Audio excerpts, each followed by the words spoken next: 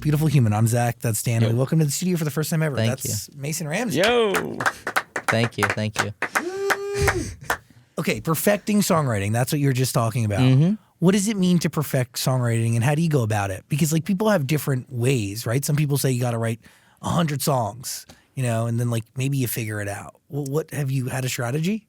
Really, just the more you write, the better you get at it. And I don't really think of it as just like writing. I think of like putting your like things that you've experienced down on paper, and also not overthinking when you're writing. If you can't think of, like it's kind of like a puzzle. Like you don't force pieces and spots. If they don't go, and you come back to that section. And I kind of do that with songs. If I can't figure out a phrase or something that really means something to me to put in that section, I'll come back to it, and it just kind of all just falls into place. Are these, you co-wrote every song on your brand new album? Absolutely. I'll See You in My Dreams. Mm-hmm. Who are we talking about? I can't say who I'm talking about, because if I do that, then that just for the safety of that person, all that stuff. But for creative processes, you are thinking about a person when you're making this. Yes. Got it. Absolutely.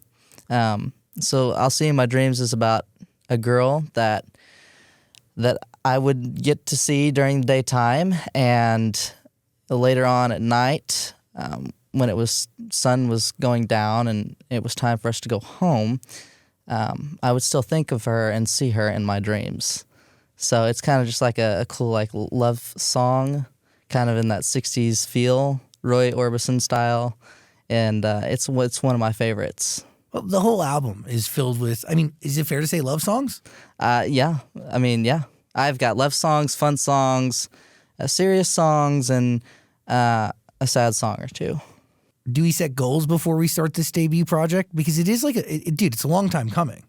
Absolutely, yeah. I've been my first album. I've worked so hard to get to this point, and it's took me 6 years, but I'm finally here. So, things, even if they do take time, it's worth the process. Dude, how often do you think about just the journey that you've been on to even get you to this point, to a debut album?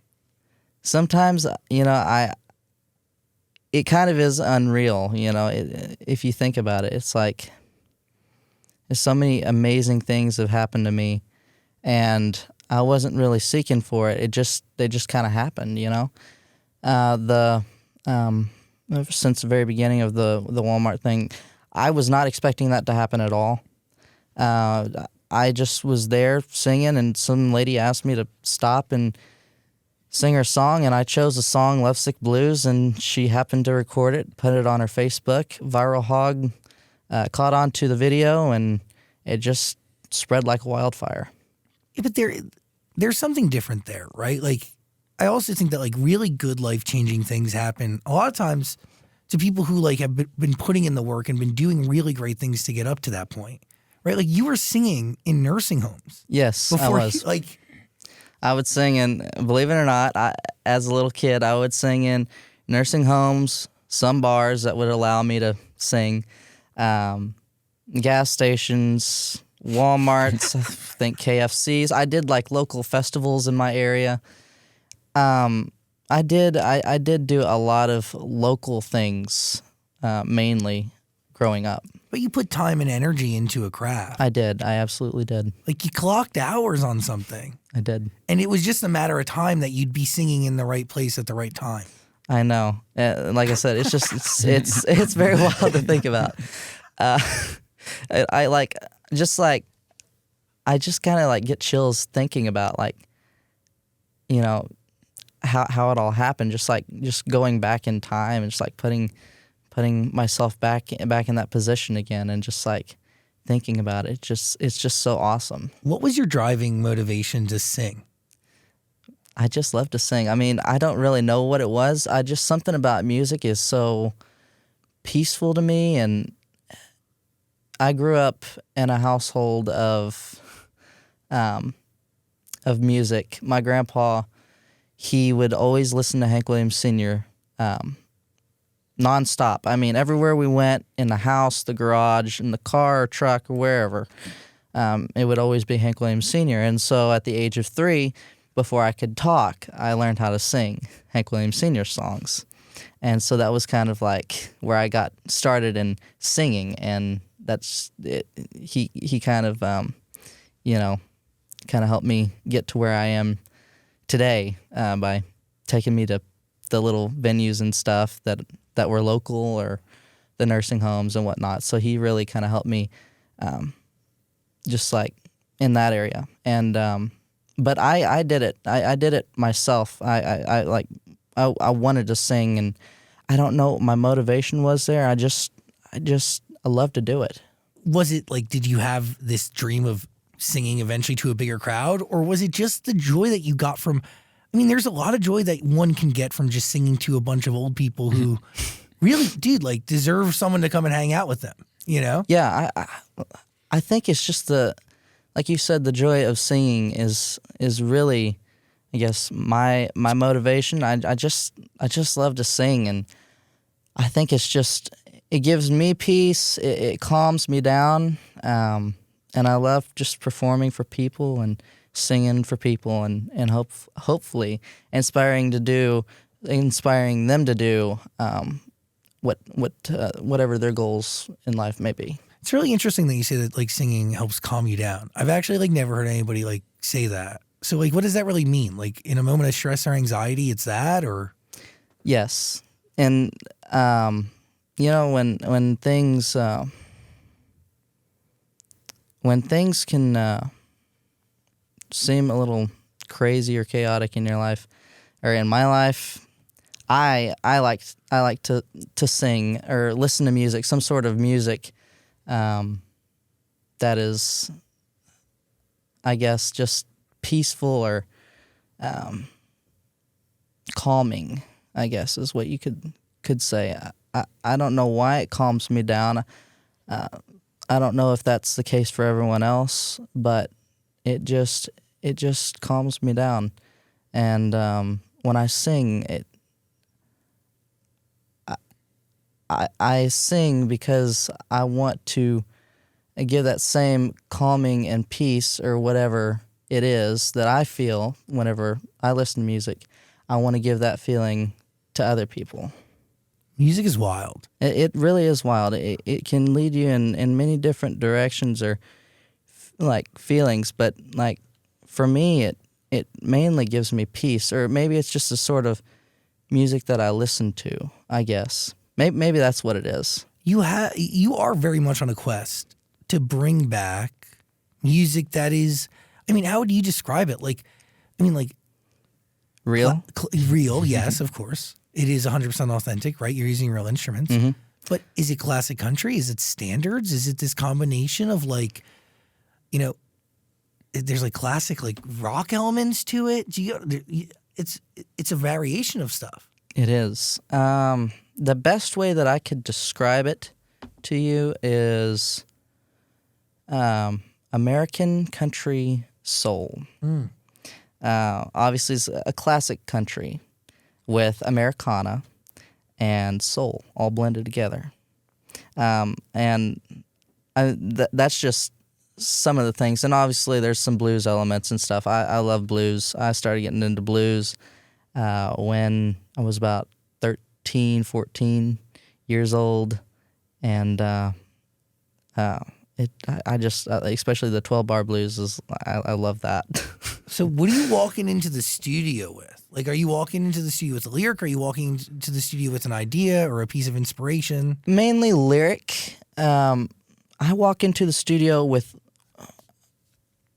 well, for this album, yes, lyric. My producer would help put the music with the lyrics. Got it. So, like, okay, let's talk about Blue Over You. Okay. It's a great record. Thank you.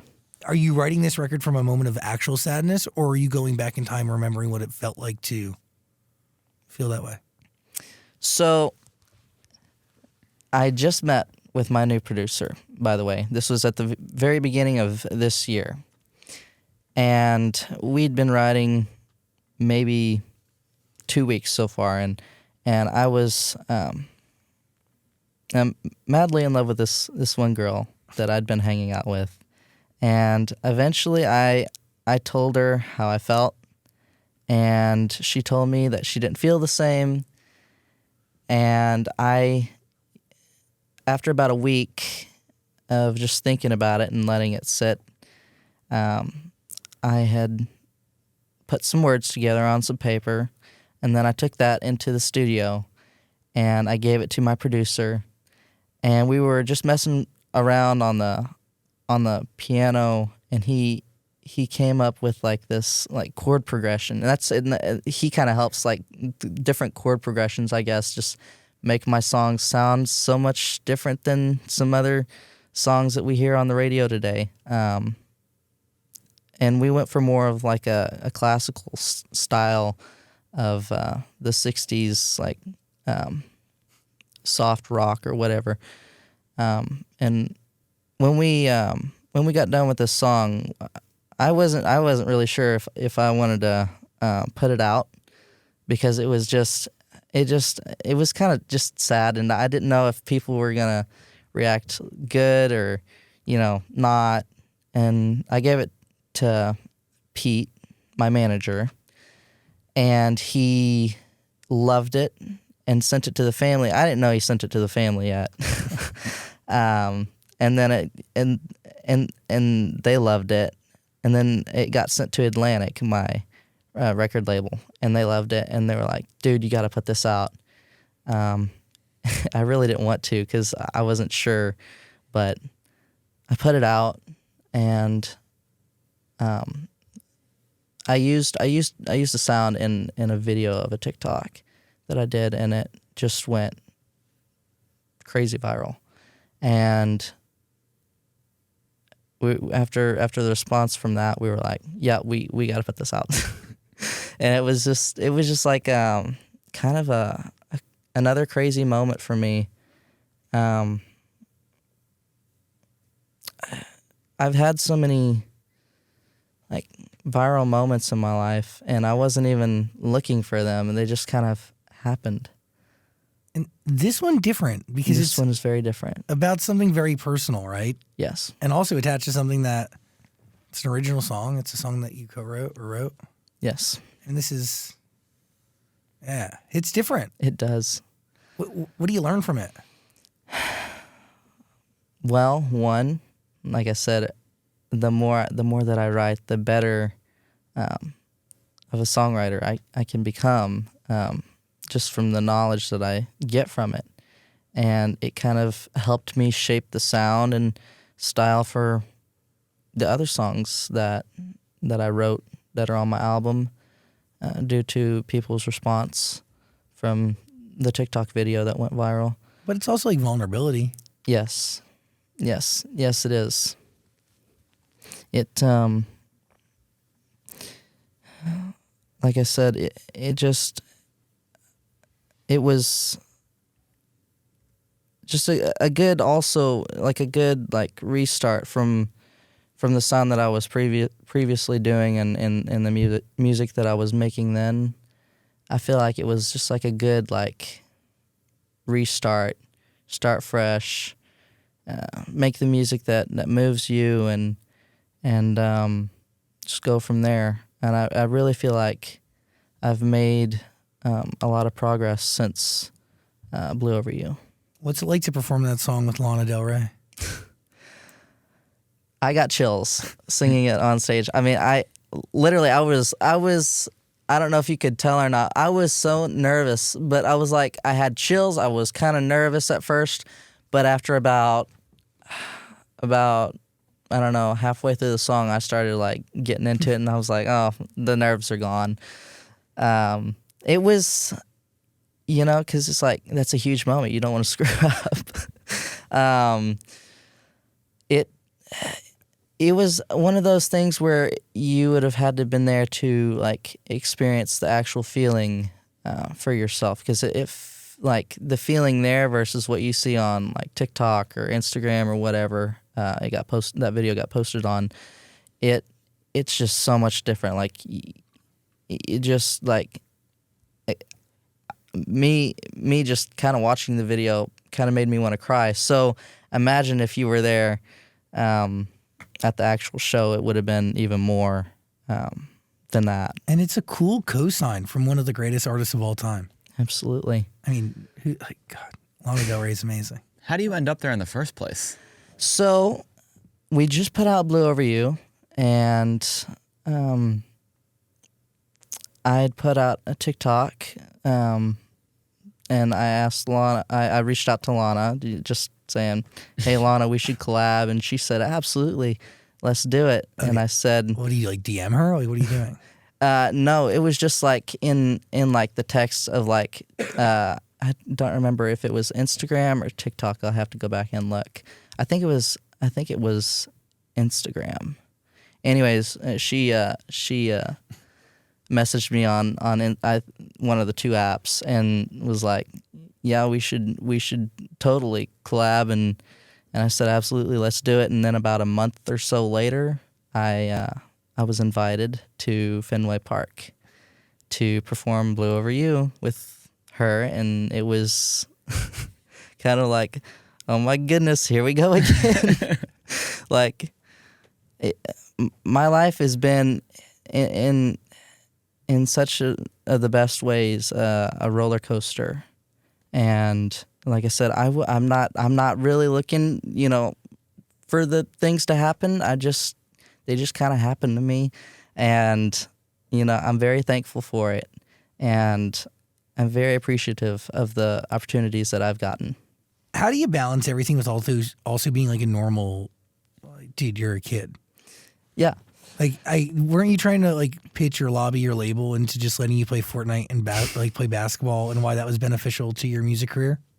So that moment was kind of what COVID was for, kind of like my downtime. In 2018, 2019, I was busy just getting music out and going on tour and getting my name more out there. And then COVID was a great thing for me because I got to spend more time with my family at home. My grandparents especially. I didn't really get to see them in 2018 or 2019 because I was too much on, like I said, tour or just in the studio in general. And so it was just a great time for me to come back and just remember where I came from, just to stay humble and grounded and just to be a kid. I worked at a restaurant for a little bit in that time. My cousin owned a restaurant. I won't say the name of it because she sold it now, but I worked there for a little bit, and that was just kind of another good grounding moment for me and just time to spend with family, really. And so that's kind of how I just got to be a kid. And even now, like I'll still go back home to, spend time with my grandparents or whatever it may be, work on my truck, just to kind of stay grounded. That's kind of how I stay a kid, and kind of just overall just makes you more happy, It's like but also like real life fuels art, right? So like staying grounded gives you reality and like I don't know, experiences that everybody else is going through, so you can make music that is relatable and understood by a bunch of people. Because like, dude, I get that from these songs, even though like some of them like just like All the Way to Memphis, like I understood the message. Yeah. You know what I mean? Yeah. Like very country of you, like a very unique way to put it. How does that record start? Like how's it born? Well, everything was kind of, I guess the way you could put it, Blue Over You kind of helps set up the way that the album is, the sound, style, and everything. I wasn't aiming to make every song sound the same, of course. No one wants that. My songs, they're more like 50s, 60s, and then I have like 60s, 70s songs in there. I have just like a bunch of like sounds, I guess is what you could say, that sort of sound. I have more actual like cowboy and western songs, and I have more of that soft rock type of sound. And I have the Woman from Havana, which is like a Spanish like song.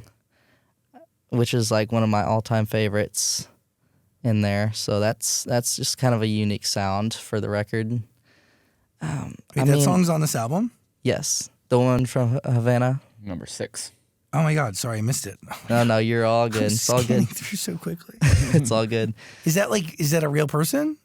No, it is not a real person. So my producer has some family that lives in Cuba, and so he came up with this like little lick on his guitar that I guess his dad or someone got him from Cuba, and it was like that like Spanish like traditional style guitar, and he was just playing around, just kind of messing with the guitar and the little lick and whatnot. And I was like, wouldn't it be cool if we wrote a song in that style?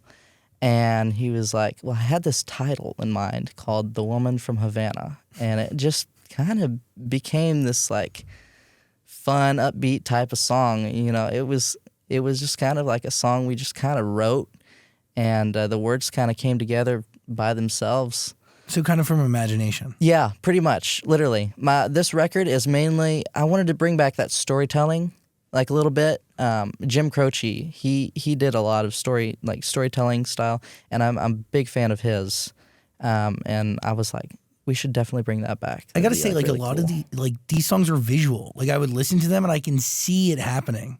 Yeah. Do you get what I'm saying? Yeah. It's really unique. You gotta listen to the album. It's all waiting for you on Amazon Music. I didn't listen to the whole thing because we didn't get the whole thing, but the songs I did listen to, dude, it's almost like I can visualize like what is happening. It's really weird. It's really unique. Yeah. I wanted I did my very best to perfect the album without, overdoing things or, thinking about it. I don't like to think about what I'm doing so much. I just kind of let it paint itself as like almost like a picture, and the happy little accidents on the canvas. So it's kind of like a painting. This whole album is. Come Pick Me Up is really good too. Yes, I love Come Pick Me Up. It's more of a slower ballad type of song in 3/4 time. Have you figured out how you know if you're in love? I have not figured that out yet. I thought I've been, but I think it was just a thought. I don't think it was real. At the time, I obviously for writing that song, I thought I was, but it turns out I wasn't. And that's life. That's life, literally. That's crazy. That's life. Yeah. Your voice changed because that's like a part of life. You know what I mean? Like we exist, we grow, we evolve as human beings. Does that come into play when you're making this album at all? Like, does that weigh into like what you're doing? Because your voice, dude, it sounds great. Also, are you happy with it? I am. I have to say, I'm very happy with my voice. Could have gone one of two ways. I don't know, like, how to say it. It's just, I don't know. It's, I guess, kind of there. I guess it just kind of helps paint even more in like in the songs and stuff. It's like that little oomph that every song of the album needed. I feel like I've definitely came a long way just from obviously younger me singing to now. I will say, like I said, I am very happy with my voice, and I hope it inspires people. That's all I can say. I really just want to inspire people to listen to my music and to feel the message that I'm putting across my songs. What is it with this album? I mean, it's the story of love. Yes, love. Like I said, I've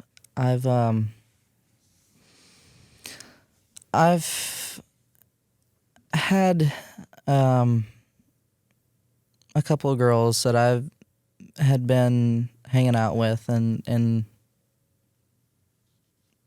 some of the songs are about them. Like I said, a couple are just kind of songs that painted themselves and really put the words together by themselves. And obviously I have a couple of more serious songs like Cowboys Always Come Home, Family Pictures, Blue Over You. Like I said, that's more of a heartbreak song. But like, What's Cowboys Always Come Home about? so I wrote the song Cowboys Always Come Home about my uncle, and I wrote it about him because he mainly spends most of his time at work, and I don't really get to see him, or I'm on the road, and he doesn't really get to see me when he's not at work. And so it just kind of talks about him and how Cowboys always come home. He always comes home at the end, but you kind of have to listen to it to understand it. But it talks about, if he never does come home, he still comes home. Meaning, if he dies before he comes home, he still goes home. So, I really just wrote the song about him and how I don't really get to see him that much. That's heavy. Yeah. It was definitely a fun song to write. Not an easy song to sing, believe it or not. Surprisingly, it I think my last pass at about 213 take. No, I don't know. Really? But it was kind of hard to sing because I wanted to do it right, and we agreed on the first take was probably the best. Really? A lot of these songs are first takes because they were. I wasn't thinking about it. If you want me to put it that way, I was not thinking about what I was singing. I was just singing, and like first, second, or third takes on most of these songs. How important were these stories to tell? Like, they're vital to you. They're. I mean, pretty much life experiences. These are my life experiences, and I wanted to put them on paper. I mean, they mean just so much to me that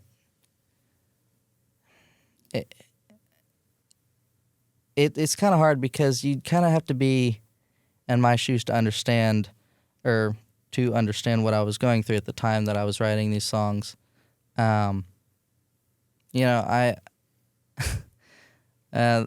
one girl messed me up pretty bad, so I was in a little bit of a funk for a few months, and then I started hanging out with a couple other girls, and then I got to be back to where I was. But like most of the sad songs and serious songs were towards the very beginning, and then the happy songs, love songs, and whatnot came more towards the end, I would say. When did you realize that like songwriting could be a vehicle for you? Because singing is what you started doing, and the songs before this you really didn't write, right? I wrote a lot of songs. They just didn't get to be on like EPs or whatever. Like Twang?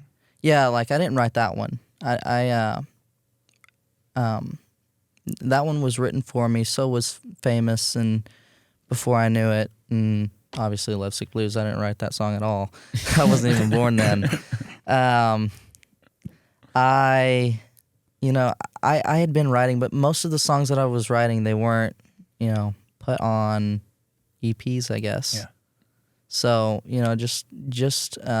but like I said, it was a great experience for me just to kind of get the feel of what it was like to write a song, so that way I could get better at it. Do you remember the first song you ever wrote?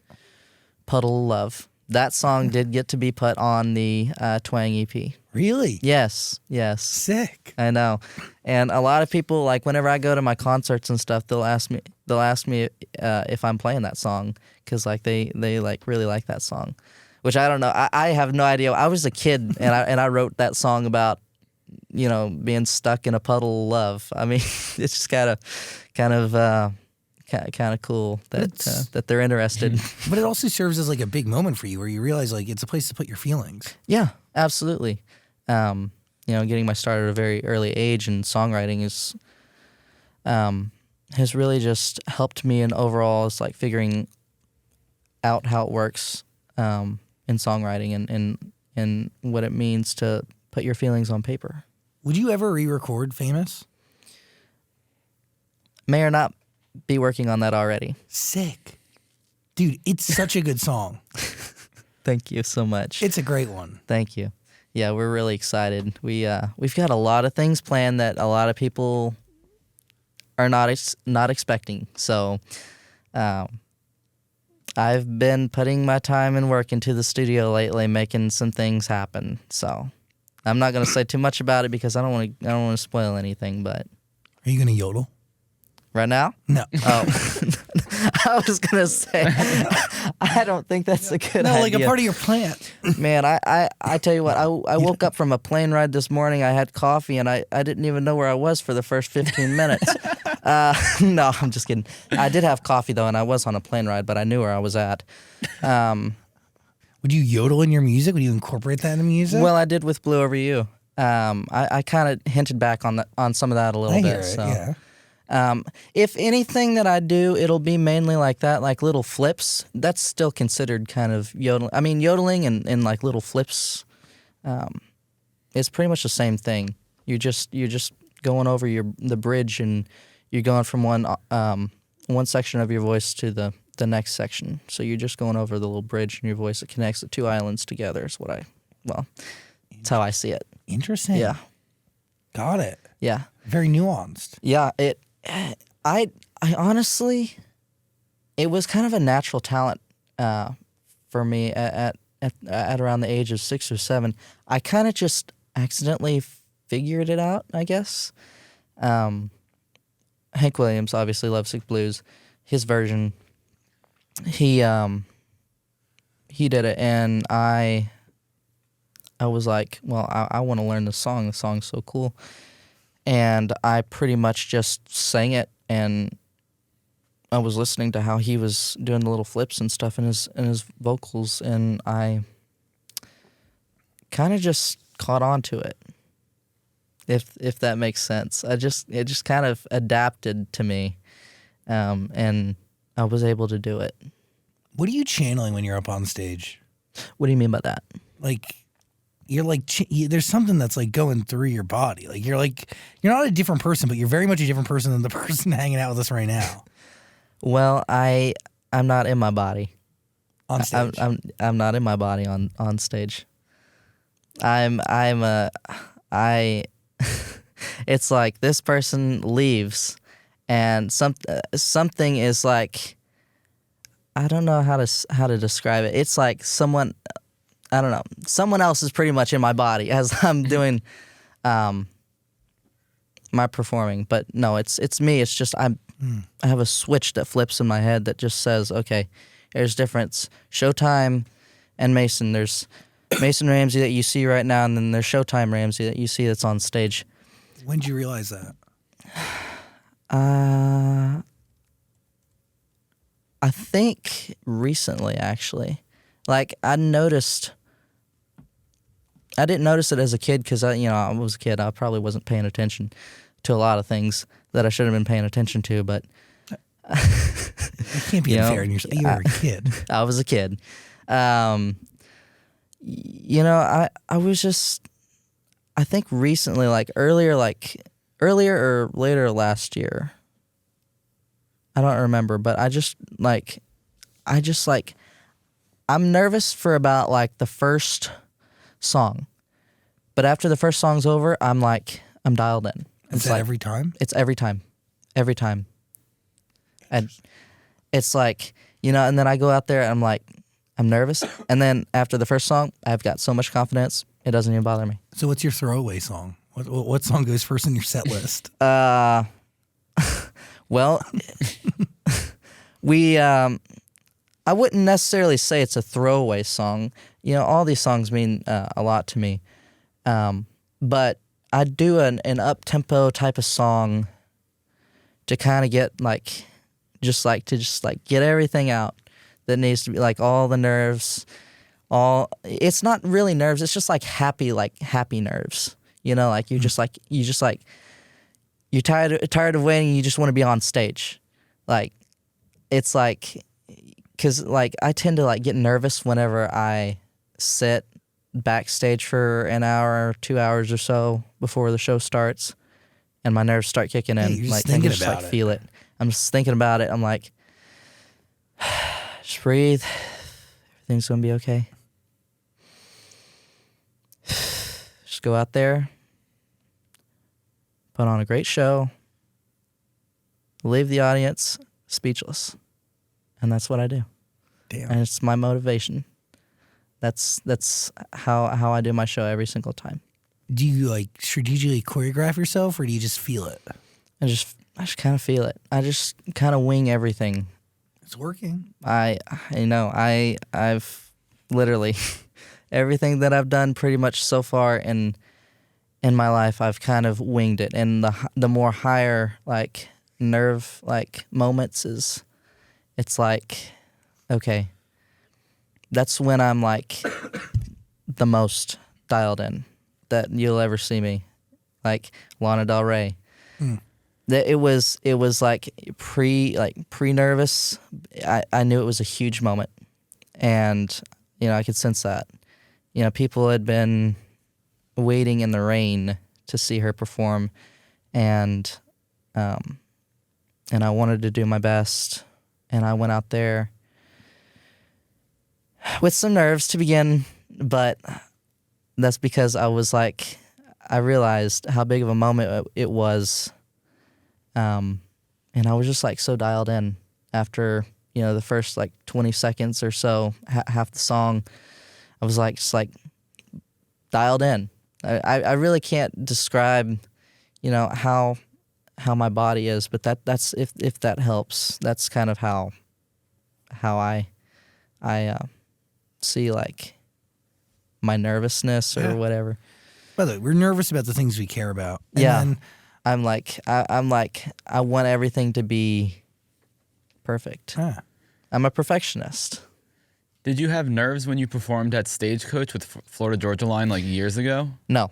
Was that you Did too not. young to even realize what was going on? The bigger the crowd, the better I liked it, and still do to this day. I mean, don't get me wrong. I love performing for people, and I'll always love that. I've, like I said, nursing homes and whatnot, smaller things. I've always loved that, and that's been like a huge moment for me to be where I am today, because that's just something that I love to do, and if I could do it again, if I ever get the chance to, I would love to go back and sing at a nursing home or something. I think that would be just like a really cool thing to do. like all of those moments led you to where you're at today. And then also like this idea of just winging it. Mm-hmm.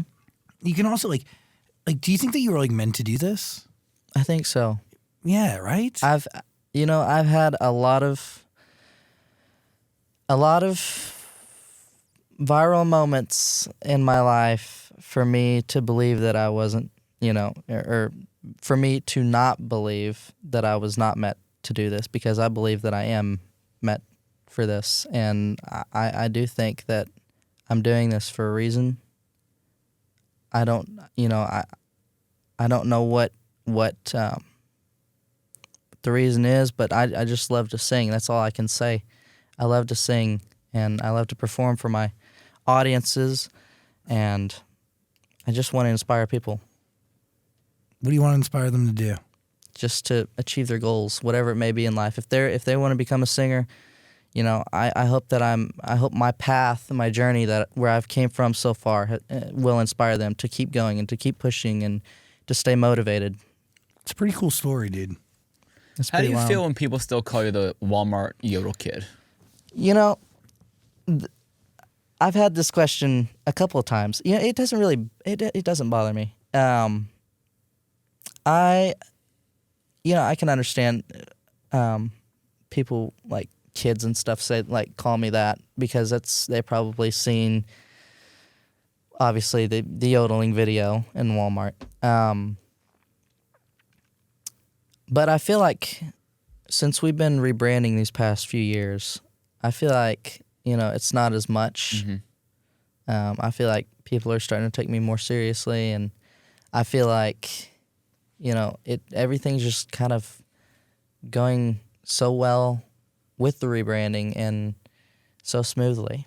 I mean, I have no questions about it. I think it's really worked out for me. And by the way, you can call it a rebranding. I just think it's you growing up. Yeah, well, that too, yes. You know what I mean? Yes. Like you're just like evolving and growing as a human being and making things that are relevant to you in that moment. And also, like, you've always been an old soul. And from the second you yodeled at Walmart, your next move was always in the classic country realm. Do you know what I mean? Like, absolutely. You've always been true to this, like, vintage, nostalgic, real Americana feel. Dude, like, you would wear these crazy tassels and shit, like the hats, right?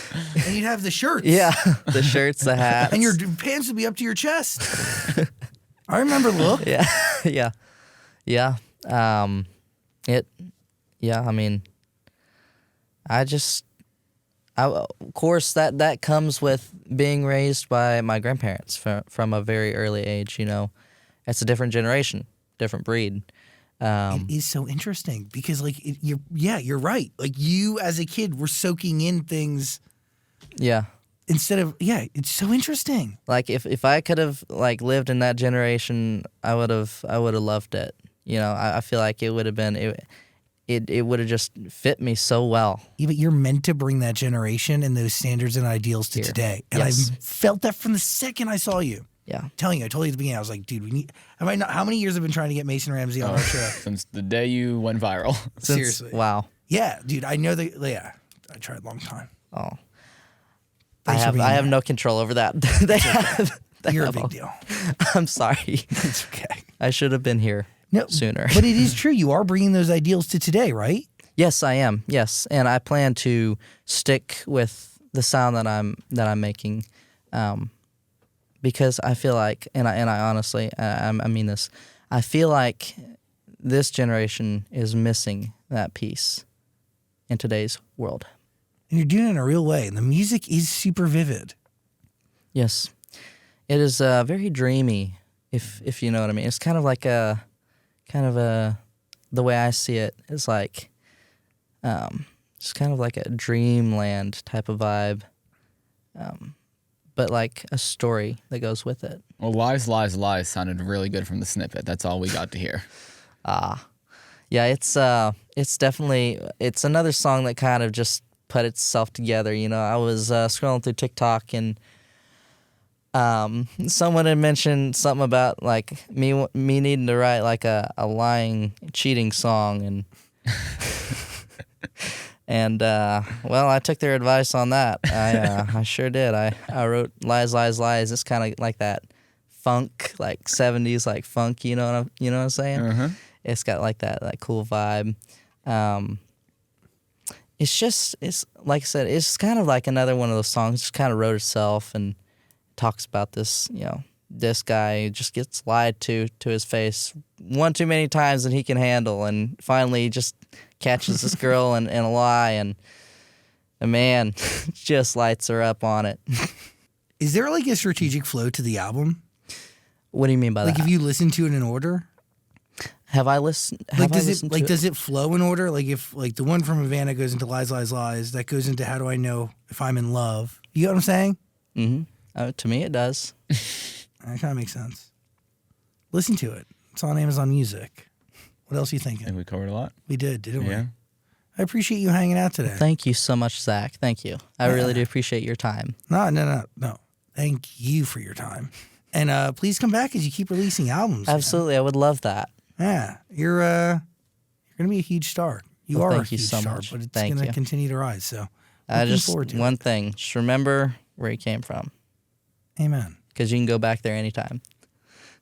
That is the truth. That is the truth. And you should find peace in that. Yes, There is peace in there that. is peace. There is peace. Do you ever go back to that Walmart that you were at originally and just like look at that little spot and be like, this is where it all All started? the time. You really? All the time. Yeah, I was in there just the other day. I forget what I was doing. I was getting something for my truck, and I was back in the automotive section. And I just ran by there real fast to check it out. It's still there. Is there like a little star on the floor? No, there's no. It's just the same brown floor. What a crazy life. I know. It's really been just a wild ride, roller coaster for me. And like I said, I can't explain the wild moments that have happened for me. They popped off and they just keep happening. And I'm not gonna question it. I'm just gonna let it do its thing. Who knows what the future has to hold for me, but I'm hoping it's big. I'm telling you, just keep being yourself and everything will fall into place. Absolutely. It's crazy. You're really special. Well, thank you, Zach. Thanks for hanging out, Mason Ramsey. Thank you so much. Album below. Listen to it.